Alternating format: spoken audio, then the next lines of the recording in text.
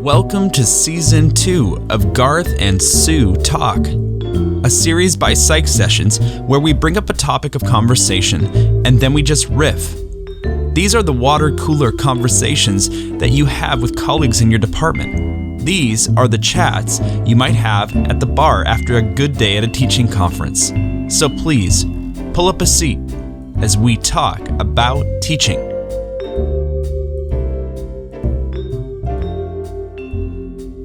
You don't know what we're talking about today. I have no idea what we're talking about today. If anyone is listening, they do, because there will be a title for this episode. But oh, so I'm the only one who doesn't know. You're the only one who doesn't know. I want to talk about the AP reading. Now, you did know this was coming at some point. So At some point, yes. And now is a fine time. Perfect. All right. Where do you want to start? I like to go chronologically. Do you remember how you learned about it? I don't remember how I learned about it. Probably through the psych teacher STP listserv, if I had to guess. Yeah. I learned about it from Sue Frantz. Told me about that back when I was at Highline College. So, Wow, that's not how I learned about it. What year did you start? Are you good with those kind of dates? Not at all. No, me either. For people, yeah, I have no idea. For the people who have done the reading, it was the last year in Daytona. That was my first year.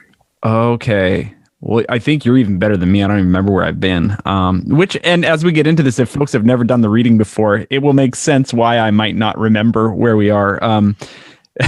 Because you spend most of your time in like a what resembles an airport hangar or something like that. But hold on, let's see. So you did Daytona, and then after that, I remember Louisville was one. Yep. That was first time in Louisville, which was a generally awful experience. And then not because of the reading, but because of the hotel we were in. And frankly, the food at the Louisville Convention Center that year was, well, awful. Oh, wow. Okay. So was it worse than what we've experienced since? Yes. Yes. Wow. Okay. Yes. Institutional food as a general rule is not all that great. Yeah. But I've eaten a lot of convention food, and that was awful. That was okay. Awful. And the Louisville hotel, is that the one on the water? No. That's Kansas City? Well, there was so in Louisville, there was a hotel on the water that a handful of psychology people got to stay at, but most of the psychology people were a mile away at a Holiday Inn. That the year after we left, it was converted into a homeless shelter. And then not soon after that, it was not long after that, soon after that, it was torn down. Oh, I'm laughing right now. I thought you were going to say it was condemned right afterwards. Well, I guess sort of was, wasn't it? Yeah, pretty much. All right. So, gosh, my memory is so bad. But okay, so there was Kansas City. Kansas City came after Louisville.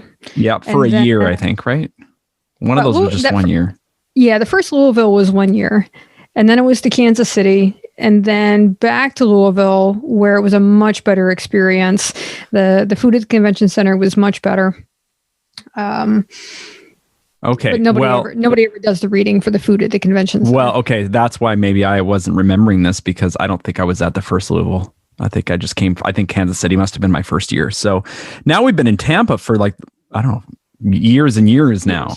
So you've been at it for, 10 years, maybe? 10, 12. Yeah. And I'm 14. Probably around 7 or ish. But okay, I'm sure everybody loves listening to us talk about this. Where was it? But okay, if people let's explore our really fuzzy memories about how long we've been doing this and where we did it publicly. Let's do it publicly and call it entertainment. Yes. Okay. Sure. Okay. All right. So let's just. what's your elevator pitch? Because I know I've heard it. How would you describe the AP reading, that's advanced placement reading, to somebody who has never done it? Oh, explaining it, that's one thing. Convincing someone to do it is something else. Okay, let's your dealer's choice. Okay, so I'm going to open with the convincing, because explaining what the reading isn't very convincing. Oh, that's right. That comes later. Foot in the door. Got it. Exactly. Yeah. So the convincing part is, and I mean this in all seriousness, doing the AP reading was the best thing I possibly could have done for my career. Everything that I have done in the Society for the Teaching of Psychology, the presidency, the American Psychological Foundation Brewer Award, which is the top award for teaching, none of that would have happened had it not been for my attending the AP reading. Everybody who is anybody in the teaching of psychology attends the reading, and it's very different than attending a conference. So at a conference, you see all these people, and maybe you have a 10-minute conversation with them if you're lucky in a hallway someplace. But at the AP reading, everybody is doing the exact same thing, literally. So you spend all day doing this activity. It's a real bonding experience because we're all doing the same thing. And then when the day is over, we all go have fun. And that's where the friendships really develop. And that's really what the AP reading is to a lot of people. It's not the scoring of AP essays, not the scoring of the free response questions. It's the conversations that happen after 5 p.m. Yeah, that's how you sold it to me so many years ago, and you were right. I think 90% of people who go there have that exact experience, and then want to return. A couple other things: they pay you to go and do that, so they pay you hourly. So when you're gone for whatever that 8 days is as a reader or something like that you're getting paid for 64 hours of work or something like that. And they cover all your costs for travel. So airfare is covered, hotel is covered. You get to meet a roommate, which that's actually a really interesting conversation to have, because that's scary. It's still scary for me if I have a roommate who's not coming and I have to be in there with a stranger. That's uncomfortable, and yet it almost always works out because people are just people, and our people are kind of wonderful people. Yeah, most of us are. Except for that one person. Mm-hmm. So, when I first started going to the reading, I got matched up with my roommate, Brian Perry, from in Colorado, and he became a lifelong professional friend.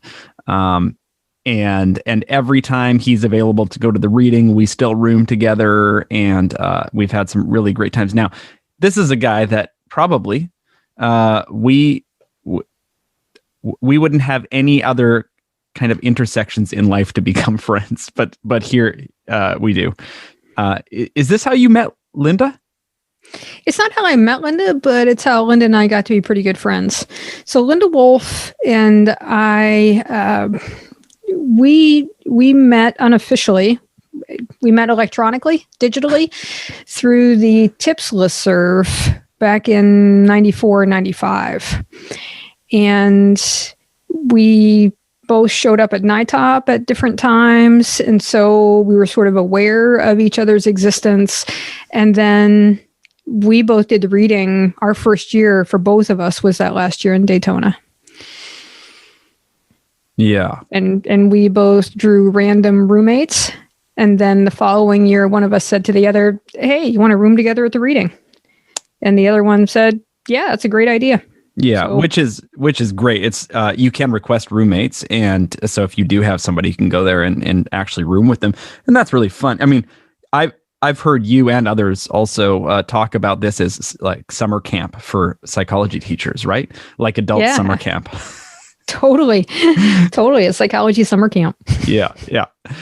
Okay, so that's when somebody like Sue says, this is the best professional development you're going to have in your career, or this is going to, this is just going to be very valuable to you professionally, that's when a lot of people go. And if they don't think too hard about what it is, they may not have these follow-up questions like, wait, what did I get myself into again? So you and I both know that the reading is a grind, and it's like nothing else that we experience throughout the year. So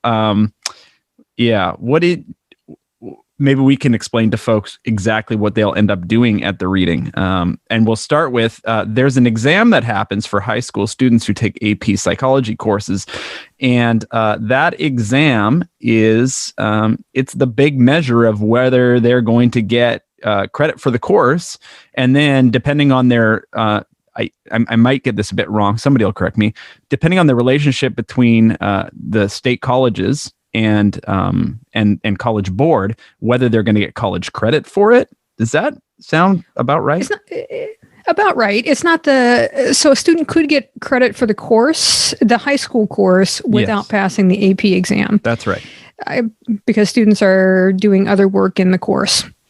So if students earn typically if students get a high enough score on the AP exam, then depending on the college university that they go to, and it's not just state colleges, but whatever college university that they go to, that institution might accept AP credit. Right, which is a huge payoff for students to Totally. if they can get college credit out of that course. And so to take the exam is optional then. Students don't have to do it, but they do have to pay for it if they want to take it. It does cost, it's a small fee. I think it might be I guess small is relative. I think it's about $100 to take the exam. And some high schools will pay for it. So That's the right. students don't have to pay for it out of pocket. That's right. And, I'm sure there's lots of conversations that have happened around what about students or student groups who are less able to come up with that kind of money. Do we have kind of an equity issue here or whatever? I'm sure somebody's talking about there or has talked about that in the past. So, okay. So those exams, right now, about 300,000 students take that exam every year all over the world, but largely within North America, the United States. And those paper, historically, those paper exams, it's a very secure process where they get sealed, I imagine, but they eventually end up with the other 299,999 exams on pallets in big, like printer paper boxes, right? And they all get sent. I have no idea how this works. It'd be fun to talk to whoever organizes this, but they all get sent, I'm guessing, by airplane to, right now, Tampa, and they are secured, and then they get rolled out. They take up like 30 yards of a football field or something like that. I mean, there are a lot of them, right? And then we show up. Okay, so correct. Anything that I'm wrong about there?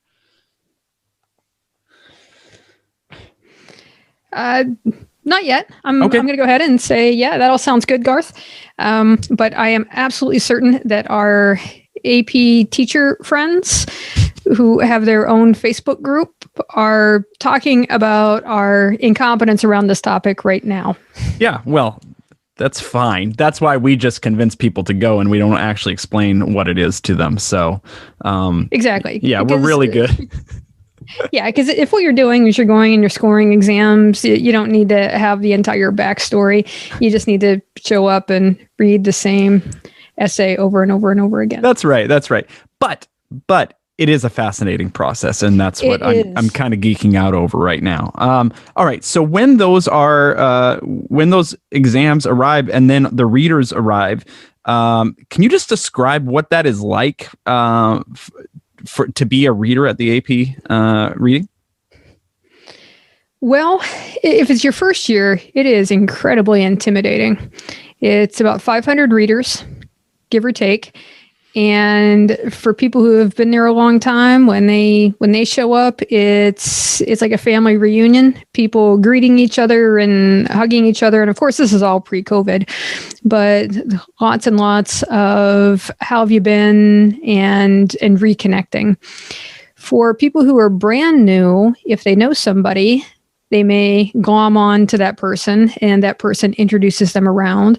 For somebody who doesn't know anybody, and there are plenty of people who show up at the reading not knowing a soul, it can be incredibly overwhelming.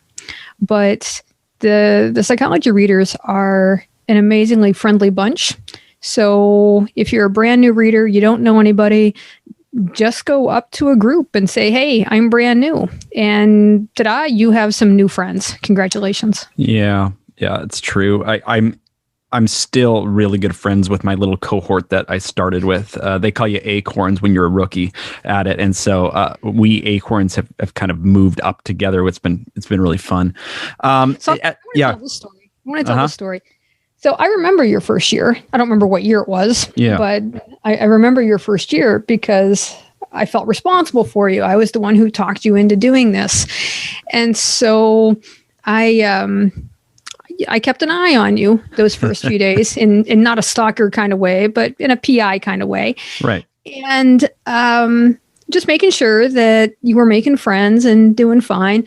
And every time I spotted you, you were always with a group of at least 5 people. Yeah. And I thought, and for people who know you, Garth, or who listen to the podcast, nobody is going to be at all surprised to hear that you are quite the social butterfly. So I'm happy to report that after 3 days, I stopped worrying about you and just ignored you. Good. Well, there was a lot of happy hours to attend, I'm sure. And you didn't need to be thinking about me while you're out there with your buddies having a pint. So, yeah, well, there is that. I mean, for the first couple of days, I was still having a pint, but I was fretting over you having a good time. Well, you know what, and it was meaningful and important for me to have you there because it was and if anybody wants to dive into it, attachment theory, it was a secure base in a very unusual space, right? So if there was a time where I just needed, because of the extrovert I am, and I just needed to connect, it was nice to be able to have that option. So yeah, it is a brave thing for people to do this the first time. But, you know, one of the images that I have about the reading is that when you show up, even now, when we show up, you just get herded around to where you're supposed to be. So it's not like it's overwhelming once you're there. The cognitive load is very small once you get there. You just go into a big room and they herd you into another room and you meet people along the way. So it's great that way. And then eventually you are at a table. They take these 500 people and they divide them into groups of about 8, and that's your team for the week, and that's who you are working with and who you're getting to know pretty well. You're going to spend, whatever those 64 hours or whatever with that group of people, and that's nice. They've really dialed it in, and because I guess they've been at it for a long time. So. Definitely been at it for a long time. And that experience of being at the table it's a fascinating one, because in your work life, you have your attention is divided so many different ways. I know we started this session, Garth, with you turning off your computer notifications. So no cell phones in the reading rooms. Right. So no distractions there. It's just you and reading the student essay, and then getting another one and reading another student essay and reading another one. And what you're doing is you're applying a rubric that's been handed to you. And the rubrics have 7 or 8 points on them. And so your decisions come down to, do I award this point or do I not award this point? There's no writing of comments. There's no explaining the overall grade. It's just point, no point, point, no point, point, no point. Do all 7 or 8 of them. Next essay, repeat. And there's something very Zen-like about it. I know some people who love the reading for that very purpose, that they're in positions of power at their institutions, whether it be a high school or a college.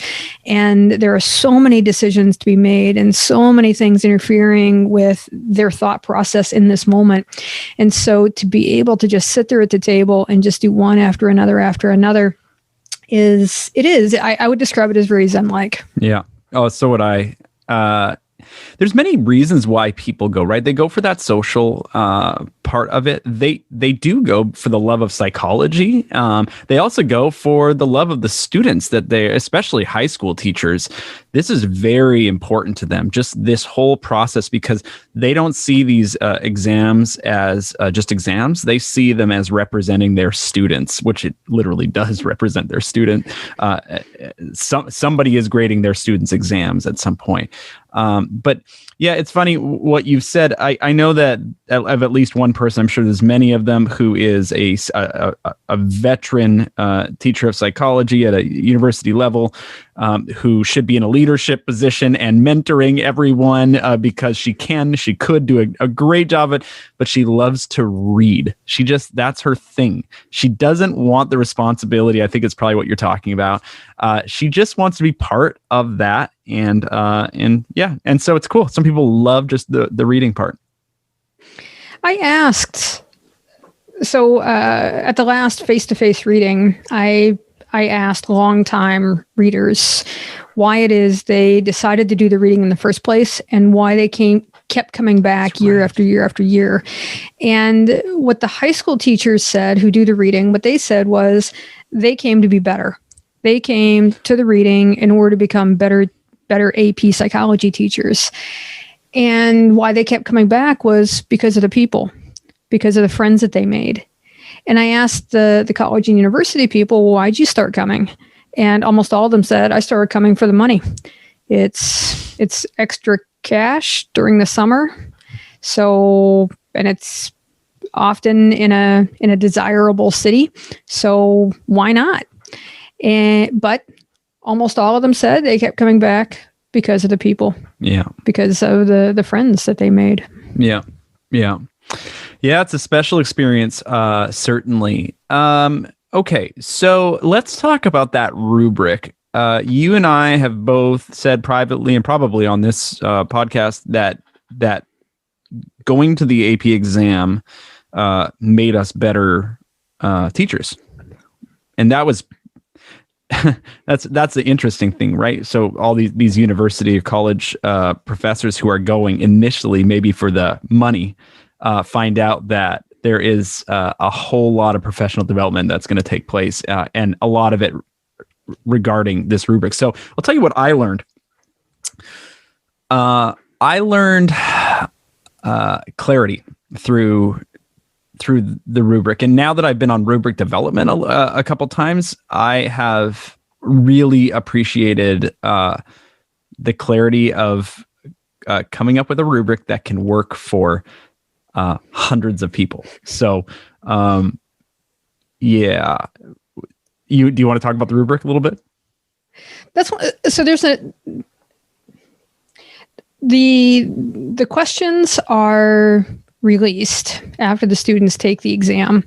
Then the College Board makes the questions available on their website. That's when the readers find out that here are the two questions, the two free response questions, the essay questions that students are responding to. And at the reading, you're randomly assigned to one question or the other. And those are the big questions. And then there are makeup questions and international questions and these other smaller things that happen. But for the most part, the vast majority of people are scoring one of these two main questions. And now I got to change that, because at the last 2 readings ago, that got changed. So there's an East Coast and a West Coast. So yeah. East Coast question 1, East Coast question 2, West Coast question 1, West Coast question 2. So things are a little bit more complicated, but not for the readers, because for the readers, you get one question. That's going to be probably the only question you're going to score for the entire reading, and the rubric is handed to you. Well, the rubric is actually created by an advanced team. So a handful of people come in before everybody else does, which makes it a long reading for them that ends up being almost 2 weeks. So they come in advance and start looking at the question, create a rubric and a starter rubric based on that, and then start reading through student essays. How are students actually responding to this question? And then the rubric gets tweaked depending on how students are actually reading the question and how they're responding to it. And then the challenge, and it's a serious challenge, is how do you create a rubric that is valid and can be used reliably by 250 or so readers as they read through these 300,000 essays. Yeah. And then, after years of experience, being a part of that, you start to look at your own class and your own assignments, and you start thinking about validity and reliability of your own assignments and rubrics that you're using. That skill has been invaluable to me.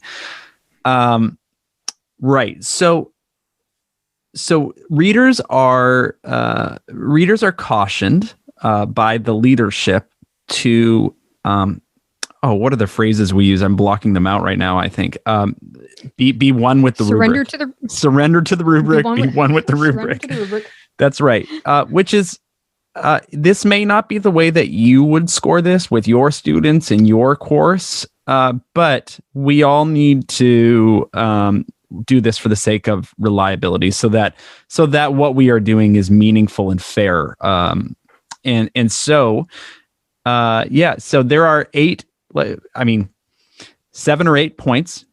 They are it's an applied question. So it's, as Sue said, it's called a free response. And so it's an applied question where students have to, in some cases, I guess, define 7 or 8 psychological concepts in a question and apply them properly. And then for each of those, let's call them 7.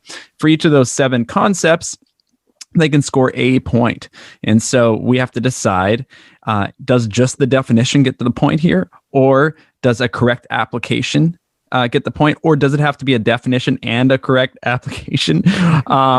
And so each of those points gets worked through until by day 2 or 3 after using this rubric, I think this is the Zen part you're talking about. You're just a machine, and you can see it every time, except when you can't. But that's rare. Right. Yeah. But a good rubric, it does do that. 95% of the time, you can see whether the student is meeting that threshold.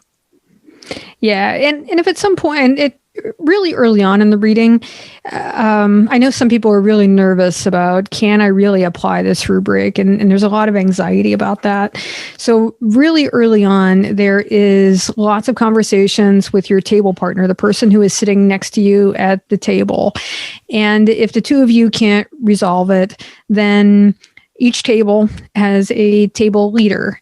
So the table leader is basically the one who is in charge of helping these 8 people at their table score reliably. So anybody who has a question, you can't resolve it with your table partner, you go to the table leader, you say, hey, we can't sort this out. What's your interpretation?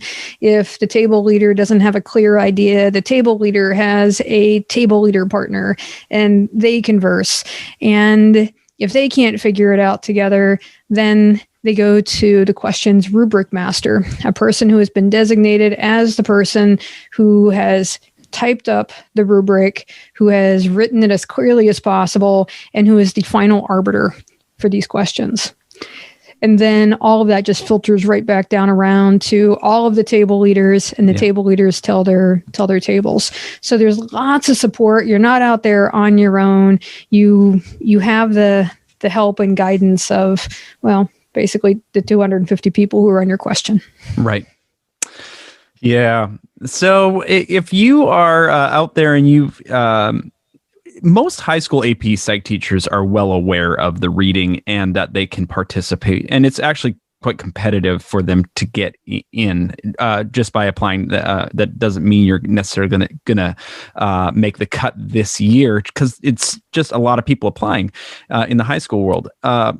College, I think we have a better shot if you apply, but also our kind of college teaching colleagues may not be aware just what this experience is like. So I hope that those of you who have maybe never heard about this before, that you'll consider trying it out. Sue and I can both tell you that this is the best professional development that we've ever done. And I hope it's, once you get there, it kind of sucks, from 8 to 5. Would you agree? Some days are definitely harder than others. Yeah. I find that the first day of the reading, there's enough different stuff going on because there's training on the rubric and there's lots of checking in with your table partner. So the first day has some excitement to it. The second day, you start to feel a little competent. Third day, you feel like you've got it. And somewhere around day 4, day 5, you hit a wall. Yeah. Where it just feels like your brain cannot process another written word. But then once you get past that wall, it's like you could go on forever. Right. And one of the things I really appreciate, and this is only I'm not going to say that, but one thing that I really appreciate that the reading has done for me is that there are times when I'm grading my own student assignments and I'm thinking, I don't have the stamina to do this anymore.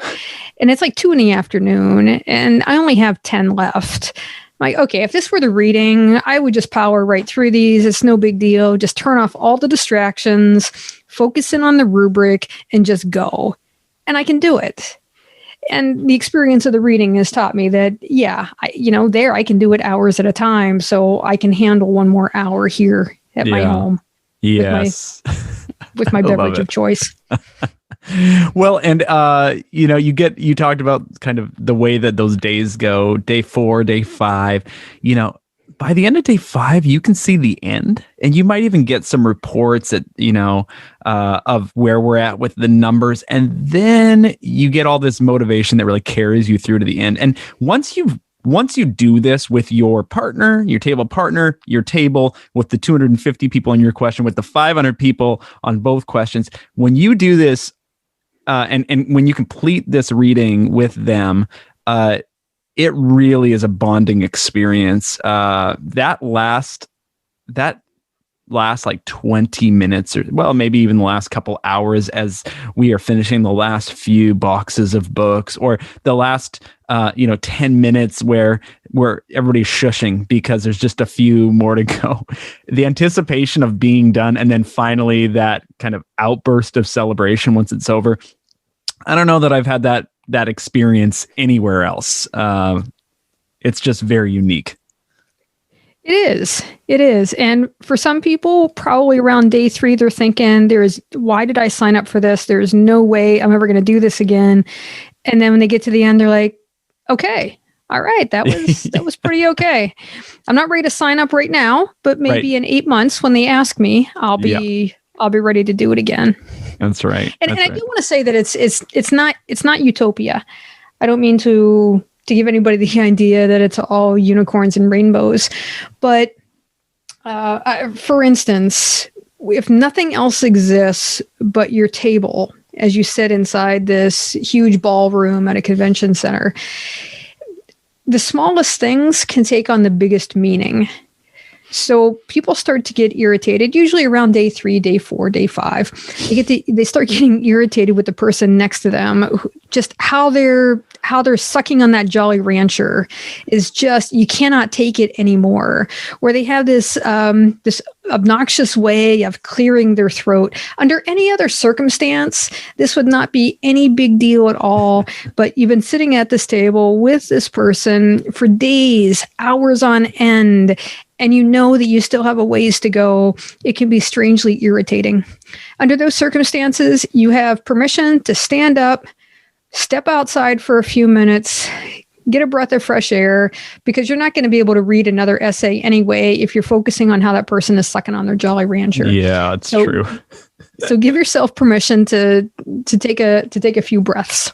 Yeah, and they do want you working while you're there. It is quite flexible and conducive to your own mental health as well. So, yes. I think that's about it for AP Reading. I know that we're going to be hearing very soon for 2021. The invitations will be going out this month, I think, and in the next couple months for readers.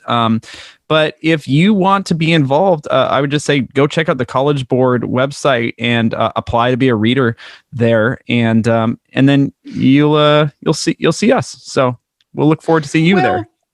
Sort of. So I do want to say that if you are listening to this for the 2021 reading, that reading is also going to be virtual because of the pandemic. Right. So 2020 was virtual. 2021 is also going to be virtual. That's a very, very different experience. None of us had scored virtually before 2020. And there were a number of people who opted to become readers because they could. That for some people, being away for a week is way too difficult. But if it means that they could be home and work whatever hours it is that they feel comfortable working, then fantastic. So if you want to dip your toes in the reading and you're not quite sure, you want to commit to 8 days in Tampa, the 2021 reading is a pretty good option. So you won't get the camaraderie necessarily. It's a much more isolating experience. Mm-hmm. So just keep that in mind, that if you do the 2021 reading, if you put in your application and you get invited to the 2021 reading, it's going to be much more staring at computer screens and scoring that way. It's much more isolated. But the next time that we are back all together, I strongly encourage you to try it. It is not for everybody. I've known people who came for a year and said, yeah, that is totally not for me. But the only way to know is to come and try it. Yeah. If you want to hear more about the AP Reading, we did a full episode interview with Trevor Packer, who is kind of the person at College Board, and so you can check that out on Psych Sessions. It's episode 103 or 4 or something like that, so you can check that out. And I do believe that he said, with the success of the virtual reading last year, now don't quote me on this, but I think he said that he foresees a kind of a hybrid model in the future. So there might be both opportunities for folks, which I think is great. And I hope that does work out, because they did an amazing thing in 2020 on very short notice, and they pulled off a virtual reading. And so, man, that's a really great organization. I was surprised by how well they did. Yeah. Yeah. So when we are in person together, we're actually looking at the booklets that students wrote their answers in.